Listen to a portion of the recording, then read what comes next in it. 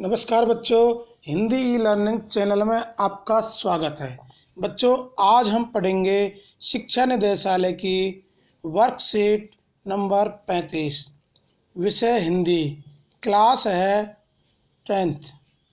और हिंदी में आज हमारी कविता होगी अट नहीं रही है, और इसके लेखक हैं सूर्यकांत त्रिपाठी निराला। डेट 23 सितंबर 2020। बच्चों, वर्कशीट करने से पहले यहाँ पे अपना नाम लिखें और यहाँ पे अपने कक्षा अध्यापक का नाम लिखें।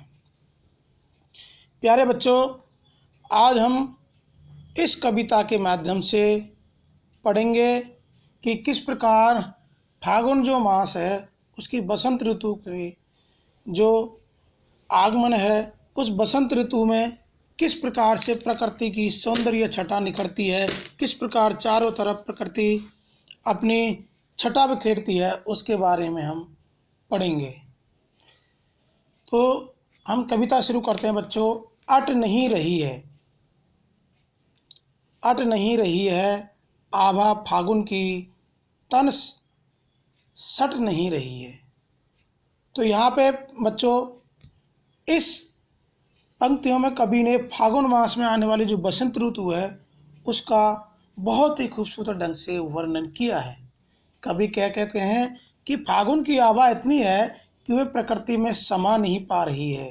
अट नहीं रही है मतलब प्रकृति में समा नहीं पा रही है। मानो प्रकृति एक बार फिर दुल्हन की तरह सजकर तैयार हो गई है, क्योंकि वसंत ऋतु के आगमन से सभी पेड़ पौधे नई नई कोपलों, नई कोमल पत्तियों व रंग बिरंगे फूलों से लद जाते हैं। और जब भी हवा चलती है तो सारा जो वातावरण है उन फूलों की भीनु खुशबू से महक उठता है।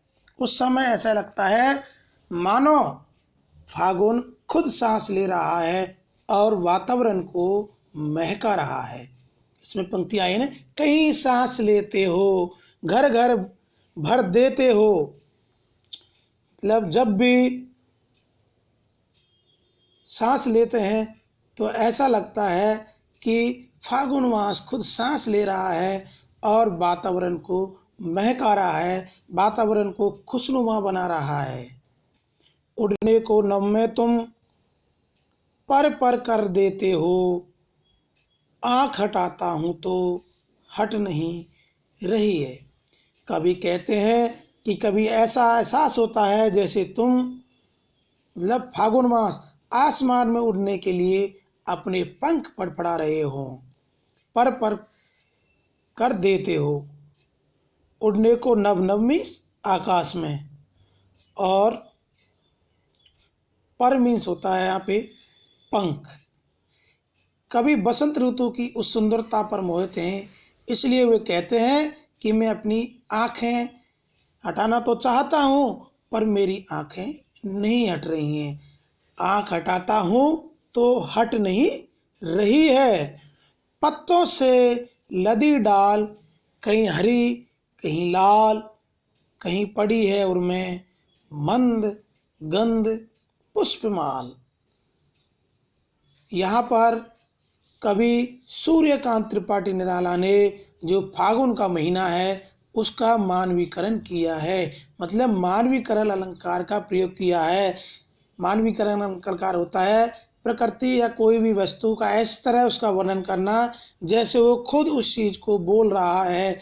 इस तरह यहाँ पर प्रकृति की छटा का या फागुन मास के जो बसंत ऋतु है उसका इस तरह वर्णन किया है, मान लो खुद बोल के अपनी छटा खुद बोल रही है या बिखेर रही है। बसंत ऋतु में सभी पेड़ पौधों में नए नए कोमल पत्ते आ गए हैं, और बसंत ऋतु में पुरानी पत्तियां झड़ जाती हैं और नए सुंदर सुंदर जो छोटे छोटे पत्ते हैं, वो कोमल पत्ते हैं, वो निकल आते हैं और डाली डाली रंग बिरंगे फूलों से लद जाती है।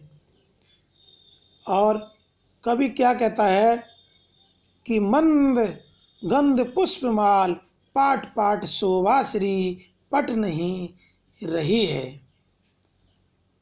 यहाँ पर कवि कहना चाहता है कि उस समय की कल्पना करते हुए कहते हैं, ऐसा लग रहा है मानो प्रकृति ने अपने गले में रंग बिरंगी भीनी खुशबू देने वाली सुंदर सी क्या पहन रखी है, माला पहन रखी है। मंदगंध पुष्प माल, पुष्प मीन्स फूलों की माल में से माला उन्होंने पहन रखी है। कवि के अनुसार प्रकृति के कण कण में इतनी सुंदरता बिखरी हुई है कि अब वह धरा में समा नहीं पा रही है। धरा मीन्स धरती में। यहाँ भी मानवीकरण अलंकार का प्रयोग किया गया है। यहाँ पे बच्चों कुछ शब्द दिए हुए, जैसे अट, अट का मतलब समाना, पाट, पाट मतलब जगह जगह, शोभा श्री सौंदर्य से भरपूर, और पट में समा नहीं रही है। अब अच्छा, यहाँ पे कुछ प्रश्न दिए हुए हैं, उन प्रश्नों को आपको इस कविता के माध्यम से हल करना है। पहला प्रश्न है, कवि की आँख फागुन की सुंदरता से क्यों नहीं हट रही है, उसकी आंखें एक जगह क्यों जमी हुई हैं। तो यहाँ पे हम देखेंगे कि कवि वसंत ऋतु की उस सुंदरता पर मोहित है। किस पर मोहित है? वसंत ऋतु की सुंदरता पर मोहित हो गया है वो एकदम, उसकी आंखें एकदम टिक गई है उस पर, इधर उधर हटाने का मन नहीं कर रहा है। इसलिए वे कहते हैं कि मेरी आंखें मैं हटाना तो चाहता हूँ, पर मेरी आंखें हट नहीं रही हैं, क्योंकि वो वसंत ऋतु की सुंदरता पर मोहित हो गए हैं। कौन? कवि सूर्यकांत त्रिपाठी निराला।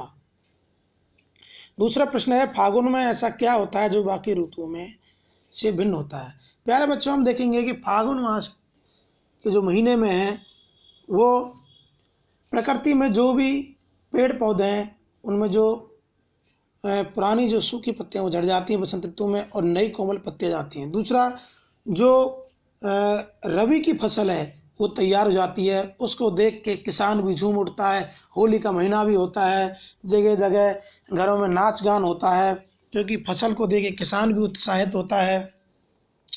और चारों तरफ एक तरह से बिल्कुल रंग बिरंगी छटा दिखाई देती है।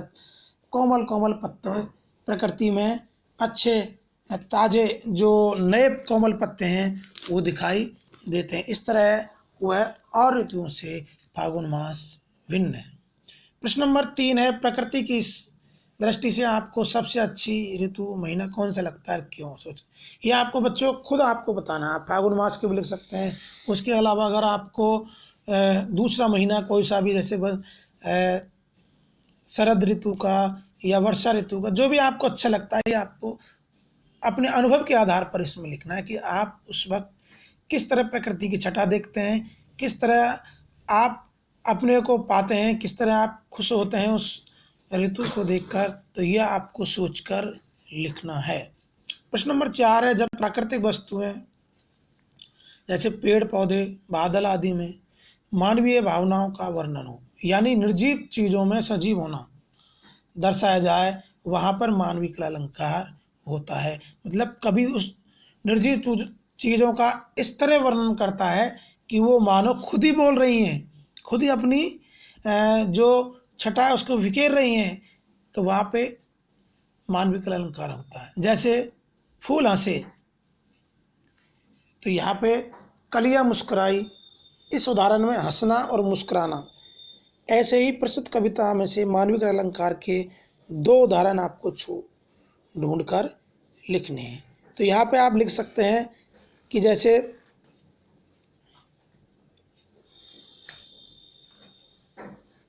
इसमें आप देखिए कविता में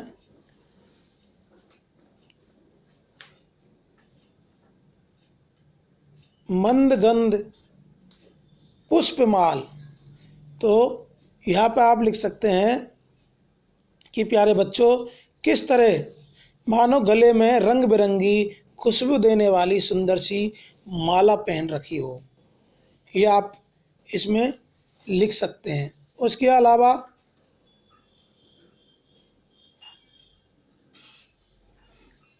और भी दूसरा उदाहरण आप इसमें कविता में देख के लिख सकते हैं। पाट पाट शोभा श्री पट नहीं रही है, मतलब कवि के अनुसार जो प्रकृति की जो सुंदरता है वो इस तरह पटी हुई है, इस तरह सुंदरता बिखेर रही है कि वो अब धरा में भी नहीं समा पा रही है। तो यहाँ पे शोभाश्री का मतलब है सौंदर्य से भरपूर। पांचवा है सूर्यकांत त्रिपाठी निराला, जो कि इस रचना के रचनाकार है, का जन्म बंगाल के महिषादल में सन 1899 हुआ था। ये मूलतः गढ़ाकोला, जिला उन्नाव, उत्तर प्रदेश के निवासी थे। इनकी औपचारिक शिक्षा 9वीं तक महिषादल में हुई थी। इन्होंने स्वयं अध्ययन कर संस्कृत, बांग्ला, अंग्रेजी का ज्ञान अर्जित किया। रामकृष्ण परमहंस और विवेकानंद की विचारधारा ने इन पर गहरा प्रभाव डाला। सन 1961 में इनकी मृत्यु हो गई। अब बच्चों, आपको एक एक्टिविटी करनी है कि सूर्यकांत त्रिपाठी निराला जी के बारे में और जानकारी इकट्ठी करनी है और इनकी विभिन्न रचनाओं के नाम भी आपको लिखने हैं। आप इस कार्य में विभिन्न स्रोतों की सहायता ले सकते हैं। जैसे आप आपको जो बुक है उसमें से देख के लिख सकते हैं, या नेट के माध्यम से आप लिख सकते हैं कि सूर्यकांत त्रिपाठी निराला का जो जीवन है वो किस प्रकार रहा। इनकी रचनाओं के बारे में आपको नाम लिखने हैं। इस प्रकार बच्चों, आगे की वर्कशीट पाने के लिए आप हिंदी ई लर्निंग चैनल को सब्सक्राइब करें और लाइक एंड अपने दोस्तों को शेयर करें। धन्यवाद।